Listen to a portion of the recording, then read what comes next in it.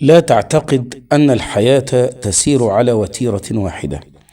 لو كان الأمر كذلك لما ابتلى الله عز وجل الأنبياء والصالحين والأولياء. الله عز وجل ابتلى سيدنا إبراهيم عليه السلام، ألقي في النار فصبر. وابتلى الله عز وجل سيدنا موسى عليه السلام، أخرج من داره ومن بيته ومن وطنه وطارده فرعون فصبر. وابتلى الله عز وجل سيدنا يوسف عليه السلام، ابتلاه في أعز الناس إليه وأقرب الناس إليه، ابتلاه في إخوته، حسدوه ودبروا له المكائد، ولكن الله عز وجل نجاه. ثم بعد ذلك ابتلاه الله عز وجل في عرضه وشرفه وسمعته، والله عز وجل أراد له أن يسجن ويبتلى أيضا بالسجن، ومع ذلك مكن بعد ذلك بالصبر لأنه صبر ورضي. والله عز وجل ابتلى سيدنا محمد صلى الله عليه وسلم، ابتلاه بالإيذاء من قومه ومن أقرب الناس إليه، ابتلاه بأن أخرج من داره ومن وطنه ومن أهله ومن عشيرته وهاجر.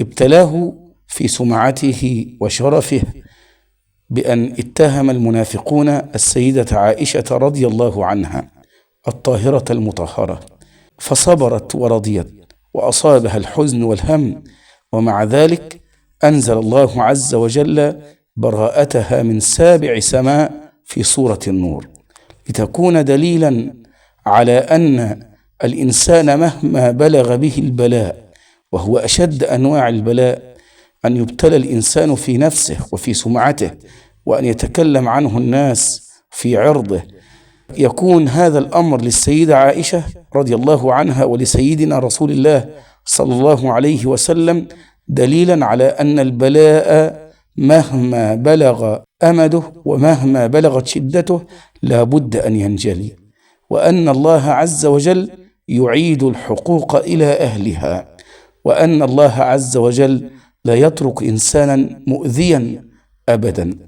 البلاء سنة الحياة، وكل مر سيمر، وقل للهم دائما وللكرب يا كرب لي رب سبحانه وتعالى. لكن على الإنسان أن يصبر، كما أنه على الإنسان أن يكثر من الاستغفار، لأن النبي صلى الله عليه وسلم قال: من لزم الاستغفار جعل الله له من كل هم فرجا ومن كل ضيق مخرجا. فالاستغفار شفاء ودواء، وذكر الله عز وجل اطمئنان للقلوب. الله عز وجل يقول: ألا بذكر الله تطمئن القلوب. مهما بلغت محنتك وشدتك فتذكر محنة يونس عليه السلام وهو في بطن الحوت، ظلمة بطن الحوت مع ظلمة الليل مع ظلمة البحر، ومع ذلك نجاه الله عز وجل لأنه كان من المسبحين، كما قال الله عز وجل: فمهما بلغت شدتك ومهما بلغ كربك ومهما بلغ ألمك وحزنك اجعل يقينك بالله عز وجل أقوى من كل ذلك، وداوم على الاستغفار وعلى ذكر الله عز وجل، فإن الله عز وجل سيجعل لك من كل ضيق مخرجا ومن كل هم فرجا. أسأل الله عز وجل أن يفرج عنا وعنكم، وأن يكشف عنا كل بلاء، وأن يزيل عنا كل حزن، وأن يرفع عنا كل هم، إنه ولي ذلك والقادر عليه. والسلام عليكم ورحمة الله وبركاته.